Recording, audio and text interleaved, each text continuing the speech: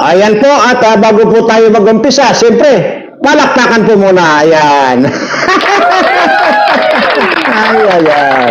Di po ba? Mas maganda po yung nag-uumpisa na mayroong palakpakan. Ayan, isa pa. Di ba? Ganun po yan. Para sa ganon, ay buong isang taon masaya ang ating buhay. Okay. So, para maging masaya ang ating buhay, ay lagi lang tayong tumawa, ngumiti, at kung kayo naman po ay hindi natatawa, ay madali lang po yan eh. Tuturuan ko po kayo kung paano tumawa para po bumata rin kayo na kagaya ko. Sa edad ko 175 ay ito, mukhang bata pa rin tingnan. At ang gawin nyo lang po pagka hindi ko natatawa, itaas nyo lang po yung inyong kilikili. Tapos kilitiin nyo. Kilitiin nyo po mag-isa yung kilikili nyo. Sigurado po matatawa kayo. Palakpakan! Ayan. Bidi mo na. Bidi.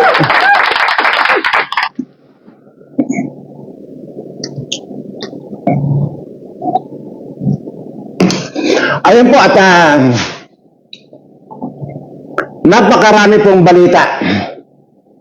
Pero ipapaubaya ko na po dyan sa iba yung magbabalita.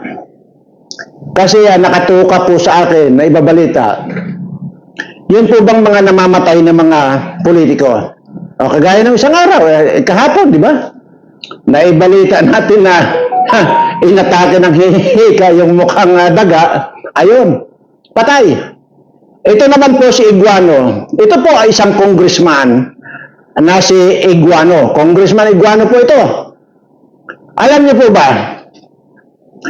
Hindi ko alam kung breaking news ito or flash report or trending or viral ito kung may tutoring, hindi ko po alam. Pero po ito si congressman na sa kasamaang palad. Kasi po, ngayon lang po nakatikim na magsuot ng Rolex. Ayan naman.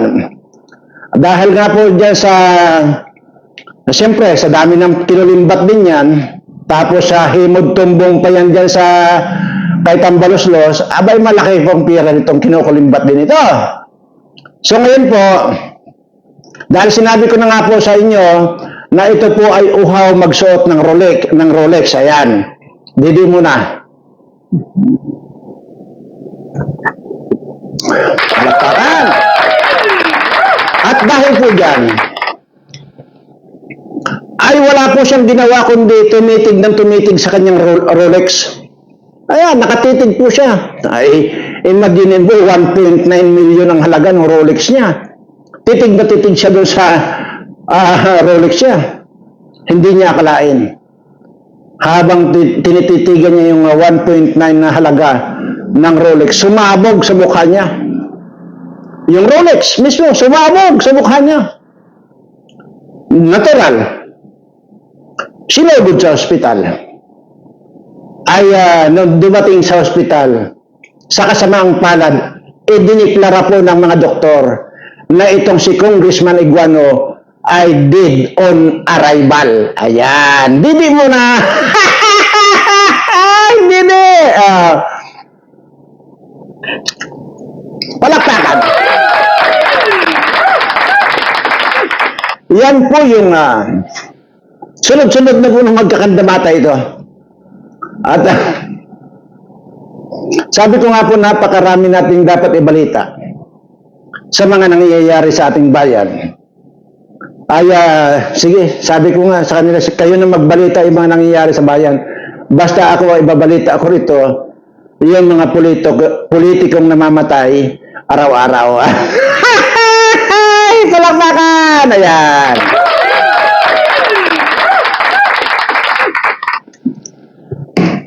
At grabe maraming salamat muli.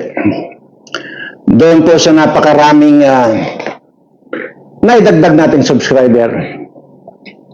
At mukhang nalalapit na po yung ating raffle draw. at nalalapit na rin po nating makita or makilala kung sino po yung tao na mababago ang buhay. At ilan na po ba yung ating subscriber ngayon? Ay ang dami na po. Kakaunti na lang po yung ating hahabulin. So, maraming salamat po doon sa mga nakasunod doon sa instruction. Maraming salamat po. Pero nalulungkot po ako doon po sa mga hindi talaga nakakasunod ng instruction. Kagaya po kahapon, paulit-ulit ko pong sinasabi na para makapag-participate kayo ay friend request kayo doon sa Tariq Hassan Mirza. Ayan po nandiyan sa screen. Nandiyan po sa screen. At pagkatapos yan, mag-send po kayo ng katibayan na may napasubscribe kayo o ikaw mismo na nag-subscribe. I-send nyo po dyan sa messenger ng Tariq Hassan Mirza na yan. Pero kasasabi ko lang din po, if ever na kinonfirm kayo o in-accept kayo, hindi na po kailangan, hindi po ba? Hindi na po kailangan yung thank you for accepting me. Tapos mag-wave. Di po ba? Sinabi ko na po yan eh.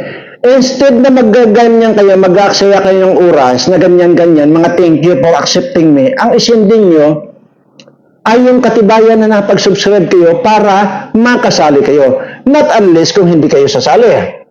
Pero kasi pagka nagsabi kayo thanks for accepting me, tumatatak lang po doon sa ulo nitong tagabasa nitong mga message ninyo na tanga talaga kayo.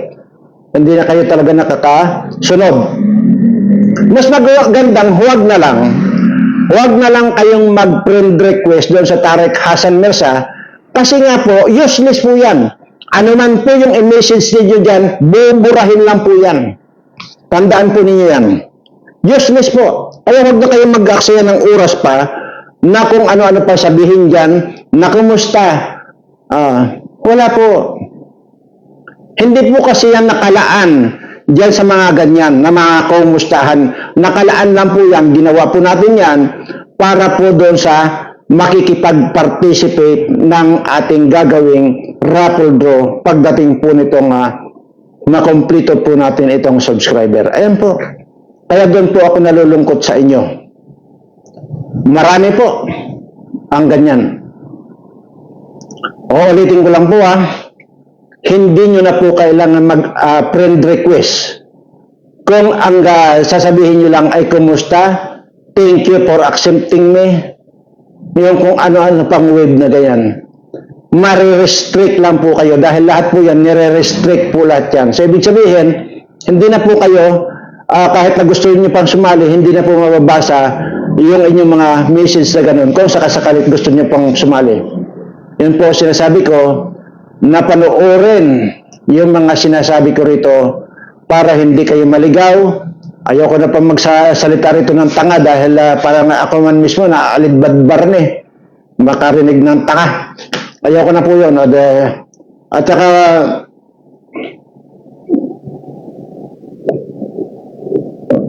saka isa pa. Para doon po sa mga doon po sa mga hindi nakakasunod or masasabi nating mahina ang ulo, huwag na natin gamitin yung tanga. Kasi mga tanga na mga yan eh.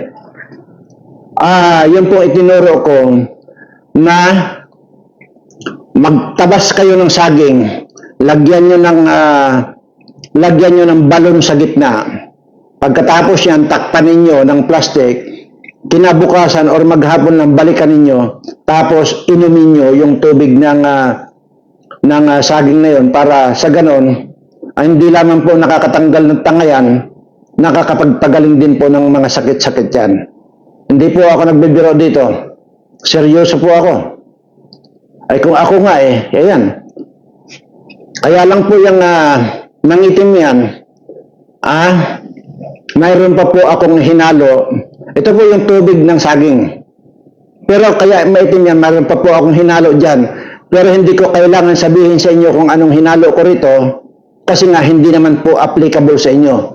Applicable po ito, yung miniminting ko lang po, yung aking pagiging bata sa edad na 175 years old. Ayan, o, palakpakan! Ayan.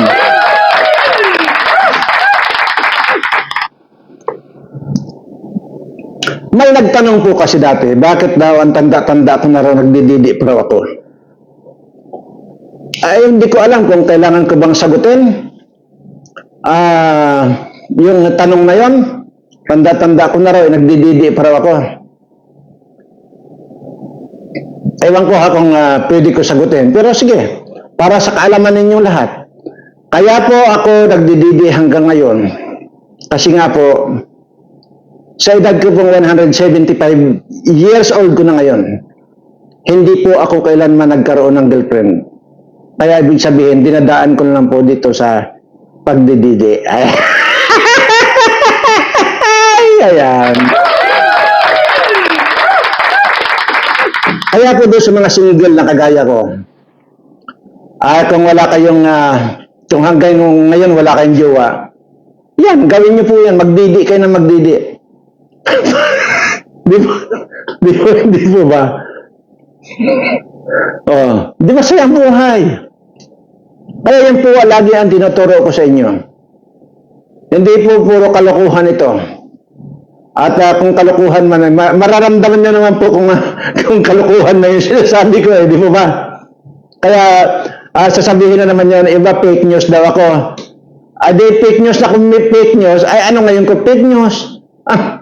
Ay, ikaw talaga. Yung mga nagko-comment na kanda ako.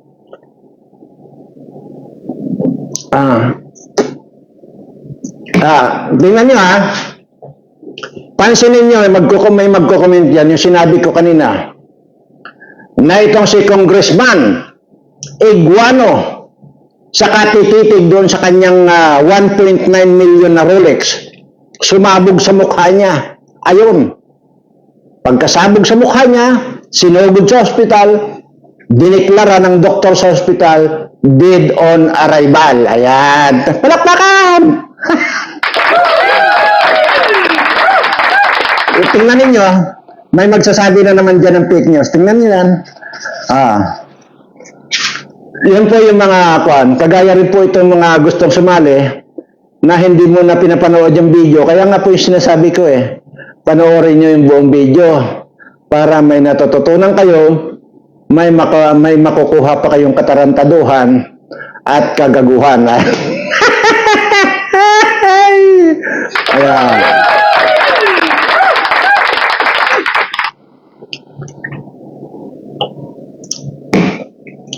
Ayan po at grabe, itong si Mary Ann Gilor, talagang umarangkada hanggang ngayon umarangkada.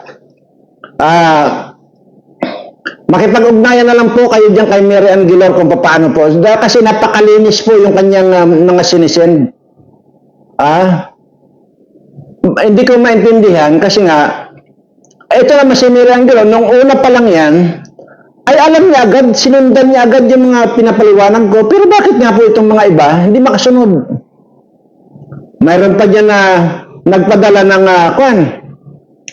sinulat niya lahat ng sinulat yung pangalan. Pinicturan, pinadala rito. Sabi nung tao ko, tama pa po ba itong pinaggagawa niyo ito? Kasi dito pala sa ginagawa niyo na ito, kabubuhan na Di po ba? So yun po yun po ang importante roon. Sa lahat po, hindi ko naman sinabi na itong mga video ko ang panoorin niya buo. Ang ibig kong pong sabihin, kahit kung halimbawa mayroon kayong ina-idol, panoorin niyo po ng buo yung video nila para naintindihan niyo po. Kagaya rito. Papaano kung habang nagsasalita ako rito ng mga kalokohan, mamaya-maya lamang biglang tumawag sa akin, Sir, nagsisimula na ang gira. Papaano yon? Hindi mo ngayon napanood. Ditudas ka. Hindi ka makakarating dito sa akin. Ano mangyayari sa iyo? Kagaya ka ni iguano, sabog ang mukha mo. Yan, ba?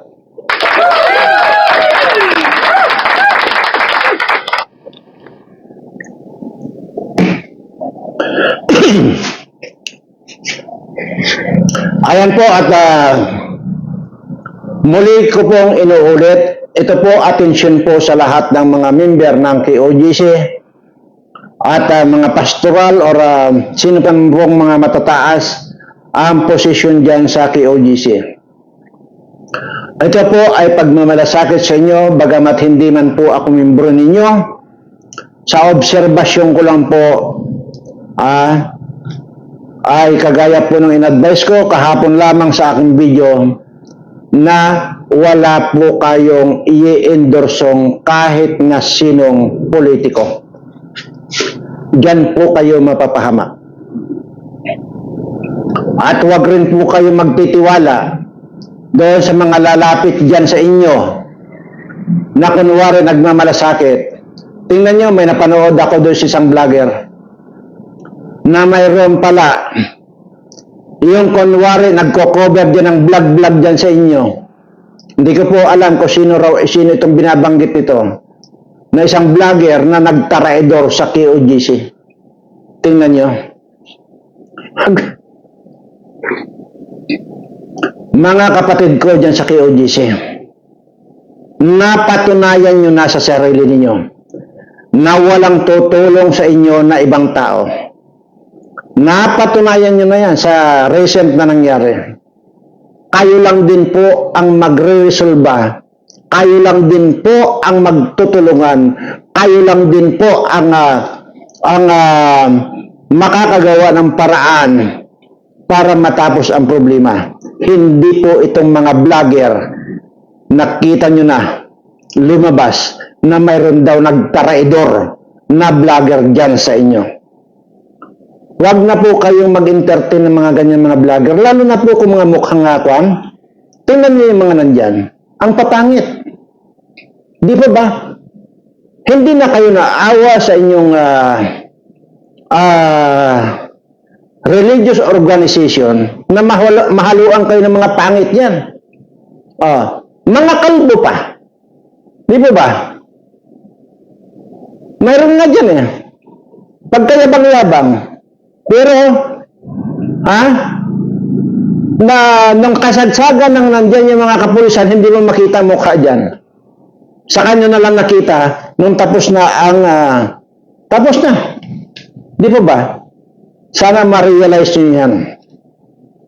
Piliin ninyo yung taong nandyan na kunwari nagmamalasakit sa KOGC, hindi naman.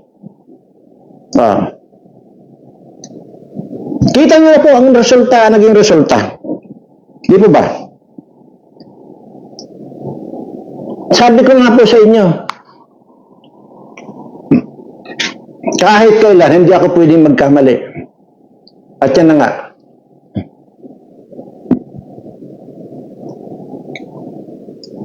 Palakpakan mo na.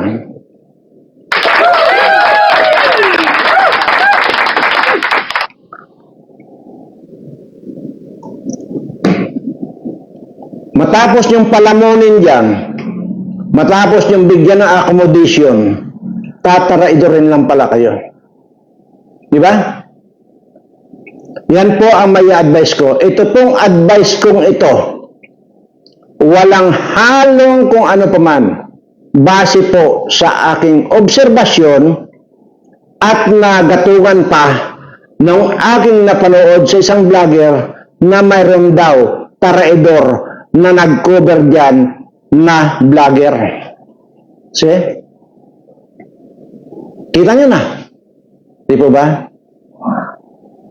Wala pong tutulong sa sarili natin kundi tayo rin. Kagaya po sa iyo. Nakita nyo na. Kaya po paulit-ulit ko lang pong sinasabi na itong mga hunghang na mga politikong ito kung may lumapit sa inyo. Okay. Para lang maging maganda lang. Sige. Pwede niyong sagutin yung mga sinasabi nila. Pero hindi nyo na kailangan entertainin pa yan dyan.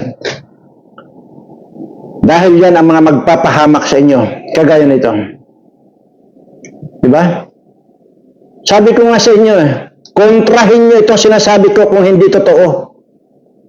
Kontrahin nyo. Mismong kayong KOGC. Sabihin nyo sa akin, harap-harapan, ikaw Birana, hindi totoo yung sinasabi mo. Kontrahin nyo kung hindi tama itong sinasabi ko. Nakita nyo na ang resulta. Walang tumulong sa inyo. See? Ang papangit pa ng mga vlogger na nandyan. Tapos, mayroon pa palang tumaraydor. Hindi ko alam kung anong klaseng pananaredor. Yan lang yung narinig ko. Yan lang yung napanood ko sa isang vlogger. Ayun ba, pagbuhukang yan, pagkatiwalaan ba yung mga sos? Mariosep, yung mga mukhang kriminal. Ha? Mga mukhang magnanakaw pa. Ay, nako.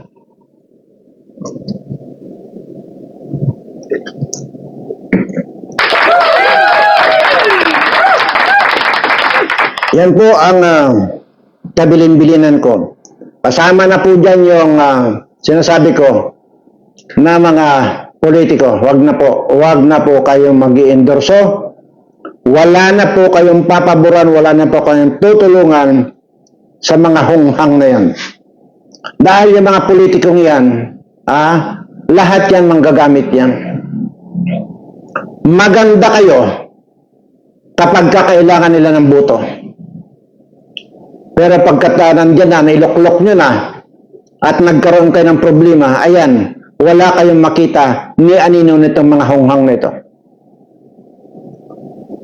Ngayon, madako tayo dito sa nag-aawayan ng mga grupo. Ang pagkakaalam ko, itong maisog ay nag-originate yan kay President Duterte. Yang maisog na yan. Ngayon, sinakyan ng iba. Okay? Ngayon, mayroon na nagtatag ng Luksang Bayan. Mayroon na nagtatag ng Marcos alis dyan. Mayroon na nagtatag dyan ng katarantaduhan. Mayroon na nagtatag dyan ng puro kakalbuhan. Mayroon na nagtatag dyan na puro kapangitan. Di ba? Ang dami niya. Ngayon nag-aaway-aaway na itong mga mukhang mga ulupong na ito. Yan, nag-aaway-aaway na. Nakita niyo dyan sa social media. Sarap. Ito sa inyo.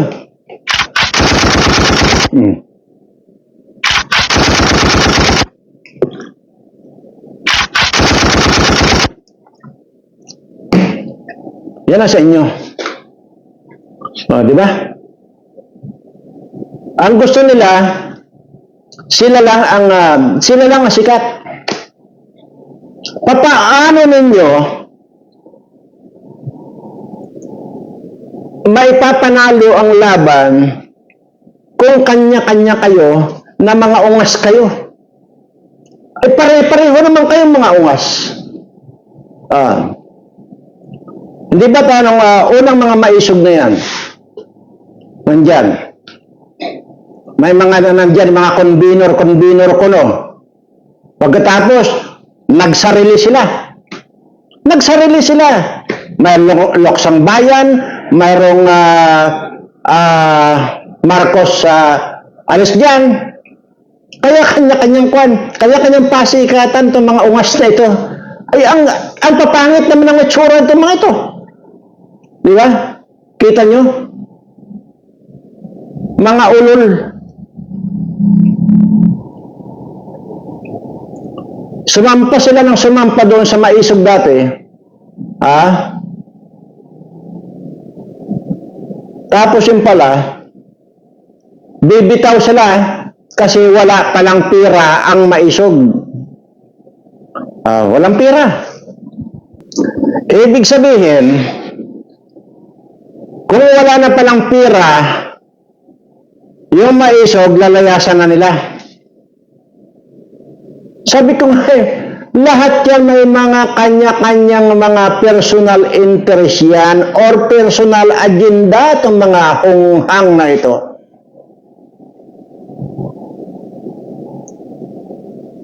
Mga tarantado.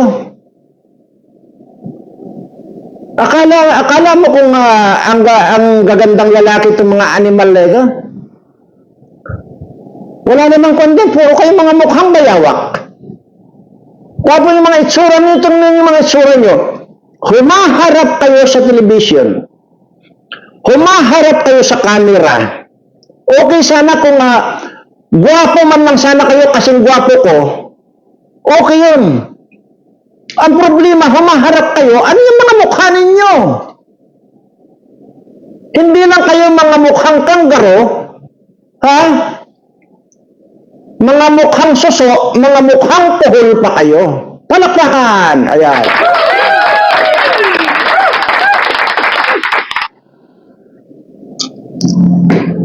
Sinasabi ko sa inyo, patitikimin ko kayo ng maanghang. Imaginin mo, magpapanggap kayo, gagamitin niyo pa ang pangalang Duterte. Ha? Kung makapagsalita kayo, akala nyo Duterte kayo. Nagtatag si President Duterte ng maisog na organisasyon.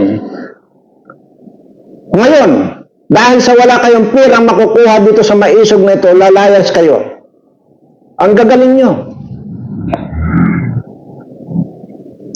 Ano kaya kung salaksakan ko na lang kayo, salaksakan ko na lang yung mga baga ninyo ng kwarta?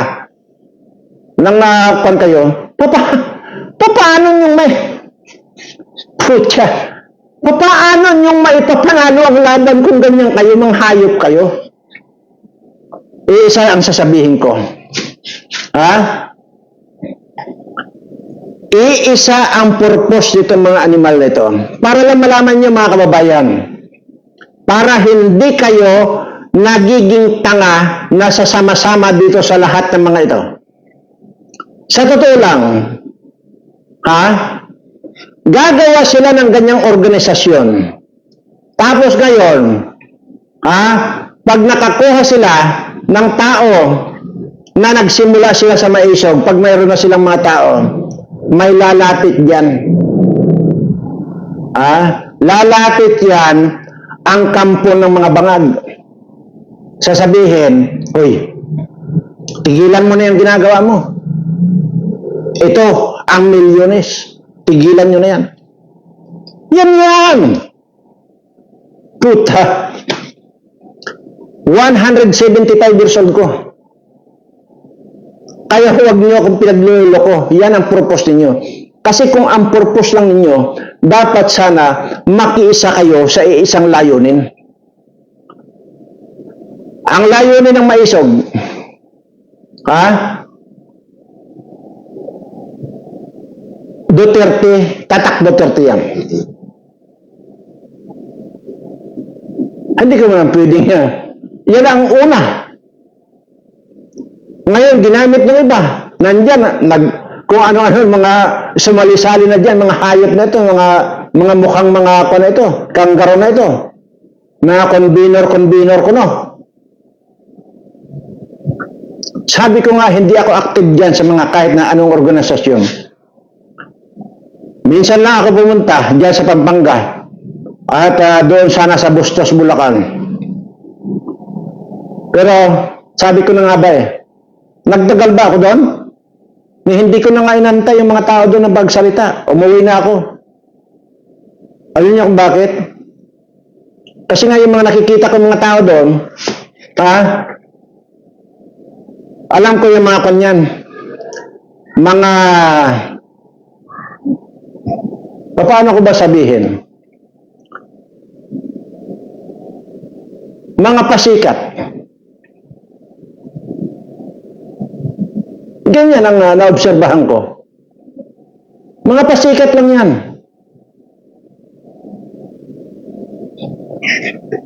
Convenor, nasaan kayo? Nandiyan kayo ngayon sa babayaran. Bayad na rin ito mga ito siguro. Kaya dapat sa inyo, pinapadidi ng kun ng Tiodan or Indrin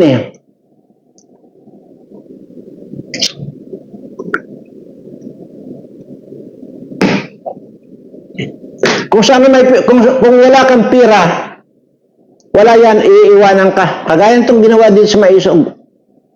Wala na silang makuhang pira dito sa mga ako na ito. Wala.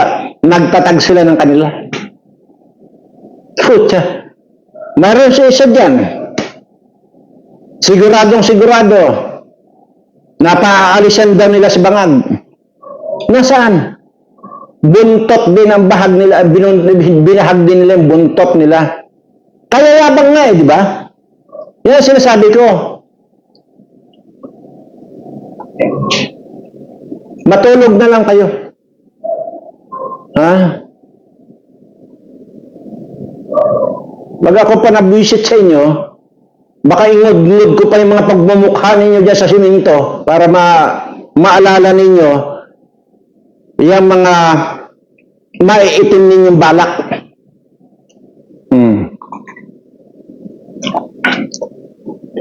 Palakpakan.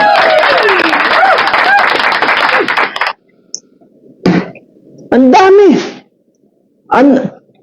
Tinalo pa nga kayo itong bayan Di ba?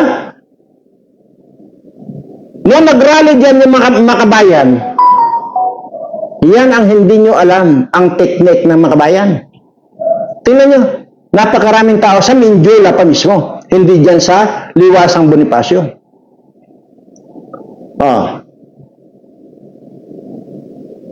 Yan sana kung nagsama-sama lahat yan. Wala sana nagpapataasan ng ihi dyan. Hindi ba't napakadali lang natin palayasin yung mga bangag dyan? Kaso, kanya-kanya kayo. Para kayong mga ulol. Mga mukha naman ninyo, ang papangit. Sus, Mario Joseph, palakpakan nga.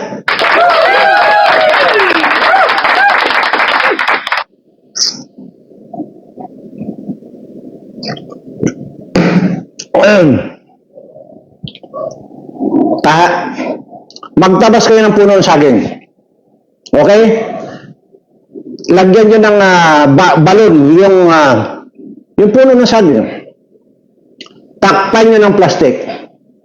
Bumalik kayo hapon or kinabukasan. Sigurado may tubig na yun, yung ginawa ninyong balon na yun sa puno ng saging. Tapos magdala kayo ng straw. Sip-sipin ninyo yung tubig ng saging na yun. Hindi lang kayo tatalino. Mawawala pa yung mga sakit-sakit ninyo. Magiging gwapo pa kayo, nakagaya ko. Ito, iniinom ko. Hindi yan ang lakas ng loob ninyong mag-videohan yung sarili niyo, papangit niyo.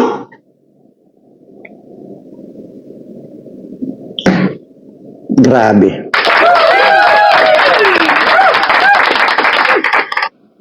Kaya ito, maniwala kayo sa akin, walang kahihinatnan. Ito ang mga pinaglalaban ninyo. Nagdala-dala pa sana ako dyan sa Bulacan dati na yan ang kasama ko rito ng mga mga katutubo, ay mga lang din naman pala kayo.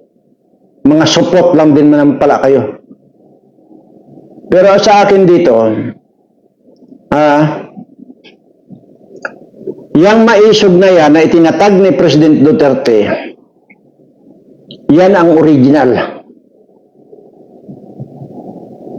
Sumakay itong mga hunghang noong napasakay na nila ang tao, akala nila Maisog pa rin, yung pala iba na, yung pinaglalaban nila. Kung ano-ano ng mga grupo. Sabi ko nga, may mga pangit ng mga grupo ng mga pangit, mga grupo ng mga tilapia, mga grupo ng gurame, mga grupo ng kohol, at saka grupo ng suso. Ayan, naglipa na yung mga grupo. Grupo kayo ng ina nyo.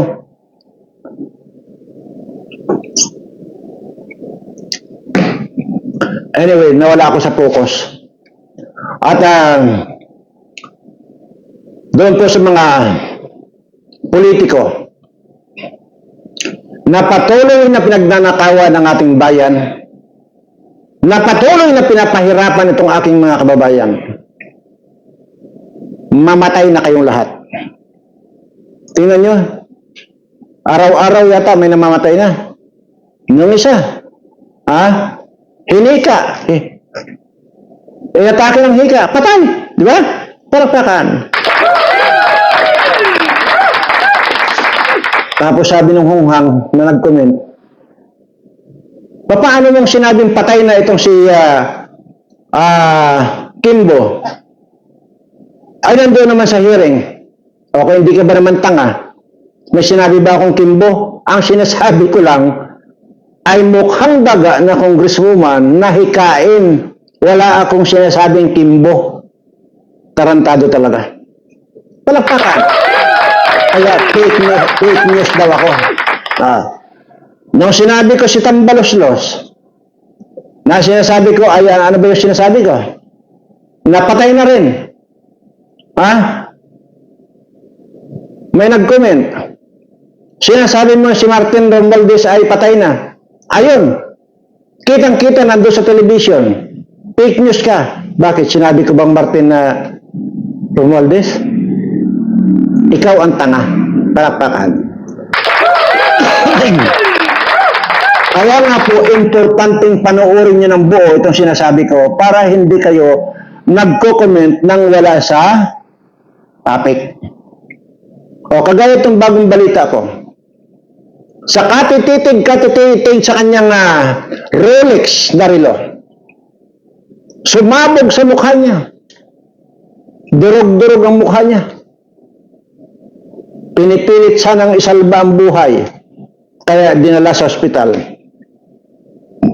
Pagdating sa ospital, dineclare ng mga doktor na dead on arrival. Itong si Congressman Iguano. Ayan. Palakpakan.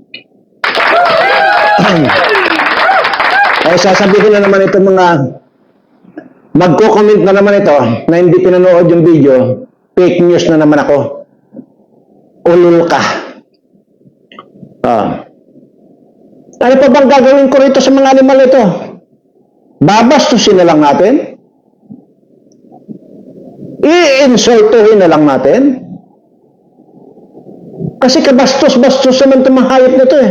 Naturingang honorable itong mga hayop na ito. Honorable ng ano? Rolex? Tangin na niya.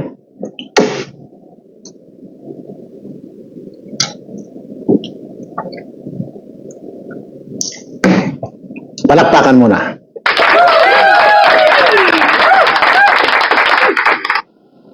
Ewan ko. Kung ano pa mangyayari di sa bansa natin. Ang ganyan ang ugaliin ninyo, wala yan. Nagkukan lang kayo. Bahag lang din naman pala ang buntot nyo, hindi nyo kaya. Huwag na kayong magkukan ng grupo-grupo ninyo. Yan ang masabi ko sa inyo. Hanggat hindi nyo nababago yung mga pagmumukha ninyong papangit nyo, wala, hindi magtatagumpay kayo. Hanggat hindi kayo umiinom ng tubig ng saging na 1 drum, hindi rin mababago yung itsura ninyo. Mananatili kayong mga pangit. Muli po, sa lahat po ng mga kayo GC member, wag na po kayo mag-entertain dyan ng kahit na sino. Napatunayan nyo na po yan na walang ibang tutulong sa inyo kundi ang sarili ninyo. Huwag na kayong mag-entertain ng vlogger na traidor.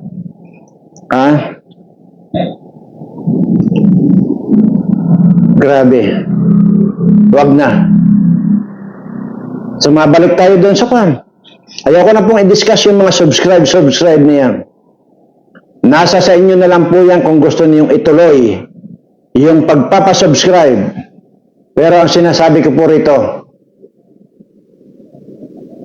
dito sa gagawin nyo na mag-effort at magbigay ng panahon para magpasubscribe sa mga kaibigan, kamag-anak ninyo, sisiguraduhin ko po sa inyo, mayroong kahihinatnan or may pagpapala na ibabalik sa inyo. Ano yun? Maliwanag na po na kapag kayo yung natsimpuhang mabunot sa ating raffle draw, tiyak, mababago ang buhay nyo. Muli po, maraming salamat sa lahat po ng mga nag-subscribe ngayon at sa lahat po ng mga naniniwala. At muli ko pong itinataas ang aking mga kamay sa lahat po ng aking mga subscriber na may mga sakit ngayon. Pagalingin na nawa kayo ng ating Panginoon. Ganon din po sa may mga problema sa buhay ng mga subscriber ko.